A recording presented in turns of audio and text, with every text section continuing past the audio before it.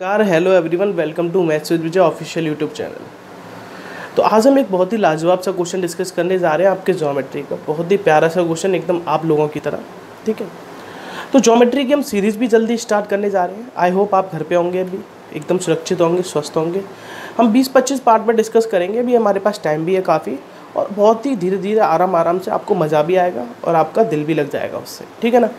तो बढ़ते हैं क्वेश्चन की तरफ। क्वेश्चन में क्या बोला है? In triangle P Q R, S is the mid point on Q R, P T is the angle bisector of angle Q P R, angle P T Q is equal to 90 degree, P Q is equal to 15 centimetre, find S T. आपसे पूछा है S T बताइए। ठीक है ना, मैं एक बार हिंदी में रिपीट कर देता हूँ।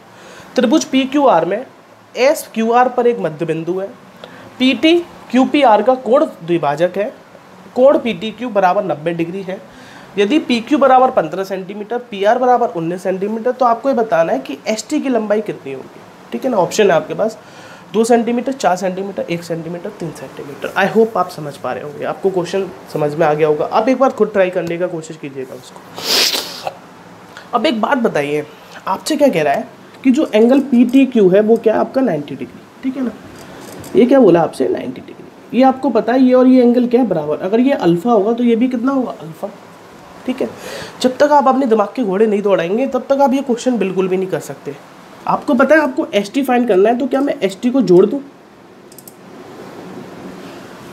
है ना, एक रफ डायग्राम है।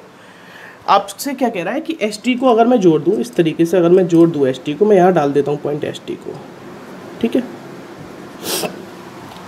अब आपको पता है ये एंगल अल्फा है, तो ये एंगल अल्फा है। अच्छा, अगर मैं क्यू टी को आगे बढ़ा दूं, अगर मैं क्या करूं, क्यू टी को आगे बढ़ा दूं पी आर पर, और इसको मैं एक नया पॉइंट डाल देता हूं। क्या डाल देता हूं मैं इसको, आपका यू डाल देता हूं।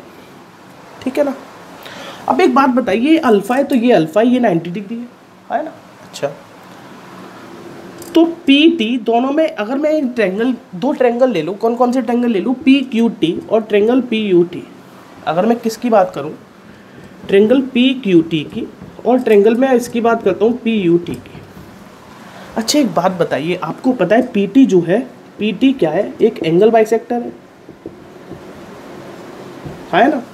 पी टी अगर एक आपका एंगल बाइसेक्टर है, आपको पता है ये 90 डिग्री है, तो ये भी एंगल कितना होगा 90 डिग्री।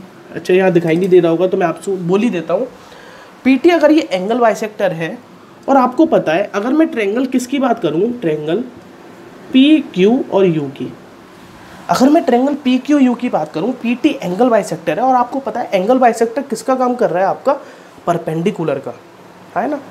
किसका काम कर रहा है एंगल बाइसेक्टर, परपेंडिकुलर का। तो जैसे कि आपने पढ़ा है कि अगर किसी ट्रायंगल में एंगल बाइसेक्टर वर्क करता है, angle bisector work as perpendicular, then triangle is isosceles triangle.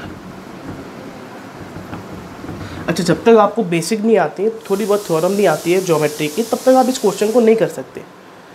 क्या बोला मैंने आपसे कि अगर पी टी किसका काम कर रहा है, आपका एंगल बाइसेक्टर का।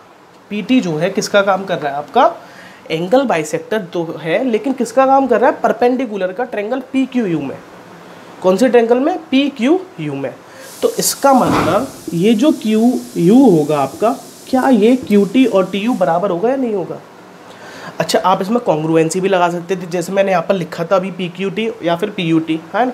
लेकिन मेरे दिमाग में भी क्लिक किया कि अगर एंगल बाइसेक्टर परपेंडिकुलर का काम करता है तो ट्रायंगल कैसा होता है आपका, आइसोसेलेस, है ना। इसका मतलब कि पी यू के बराबर होगा। पी क्यू जो है वो किसके बराबर होगा, पी यू। तो क्या मेरा कहना गलत है, अगर ये 15 सेंटीमीटर था और ये पूरा कितना था 19 सेंटीमीटर, तो क्या मेरा कहना गलत है कि ये कितना होगा 15 सेंटीमीटर होगा या नहीं होगा। तो इसका मतलब कि यू आर कितना होगा 4 सेंटीमीटर। देखिए, मैंने सोचा तो कॉन्ग्रुएंसी से था, लेकिन अभी मेरे दिमाग में क्लिक किया कि एंगल बाइसेक्टर जो है वो परपेंडिकुलर की तरह काम कर रहा है। तो क्या पी क्यू यू, क्या triangle P Q U isosceles होगा या नहीं होगा। मैं एक बार डायग्राम फिर यहाँ पे बना देता हूँ। अच्छा, मेरे दिमाग में कॉन्ग्रुएंसी चल रहा था पहले, लेकिन मैंने जैसे ही वहाँ पर देखा कि एंगल बाइसेक्टर जो है, क्योंकि अगर आपको ये छोटी छोटी थ्योरम आती है तो आपको बहुत ही इजी रहेगा क्वेश्चन करने में। बहुत ही लाजवाब सा क्वेश्चन था। ये इसको मैं यहाँ से मिला देता हूँ, तो ये हो गया 90 डिग्री। इसको डाल दिया मैंने T और इसको डाल देता हूँ मैं ये S, है ना। क्या बोला मैंने कि एंगल बाइसेक्टर अल्फ़ा अल्फ़ा, ये दोनों अल्फ़ा अल्फ़ा है। आपको पता है कि अगर ये एंगल बाइसेक्टर PT परपेंडिकुलर का तरह काम कर रहा है, PT is perpendicular and angle bisector, तो ये जो PQU ट्रायंगल होगा कैसा होगा, आइसोसीलस। इसका मतलब ये इसके बराबर होगा, तो ये 15 सेंटीमीटर होगा, तो ये भी 15। बहुत ही धीरे धीरे बता रहा हूँ मैं आपको। तो UR कितना होगा, 4 सेंटीमीटर। आपको पता है एंगल बाइसेक्टर आइसोसीलस ट्रायंगल में जो एंगल बाइसेक्टर होता है वही परपेंडिकुलर होता है, तो वही क्या होता है आपका मीडियन। इसका मतलब कि QT और TU बराबर होना चाहिए या नहीं होना चाहिए, QT और TU बराबर होना चाहिए। और आपको पता है S तो मिड पॉइंट है ही, S क्या आपका मिड पॉइंट। इसका मतलब आपको पता है QS जो है SR के बराबर है। तो क्या मेरा कहना गलत है कि T और S आर मिड पॉइंट्स, दिखाई दे रहा है यहाँ पर। मैं एक एक चीज़ लिख के समझा रहा हूँ आपको, वैसे मैं वर्बली बोल सकता हूँ कि T भी मिड पॉइंट है और S भी क्या आपका मिड पॉइंट। तो क्या मेरा कहना गलत है, जो TS होगा वो आधा होगा UR के। क्यों होगा, क्योंकि मिड पॉइंट फॉर्मूला किसकी वजह से होगा, आपके मिड पॉइंट फॉर्मूले की वजह से, है ना। इसका मतलब अगर ये 4 सेंटीमीटर है तो ये कितना होगा, 2 सेंटीमीटर। और यही आपका आंसर है, ST बराबर 2 सेंटीमीटर।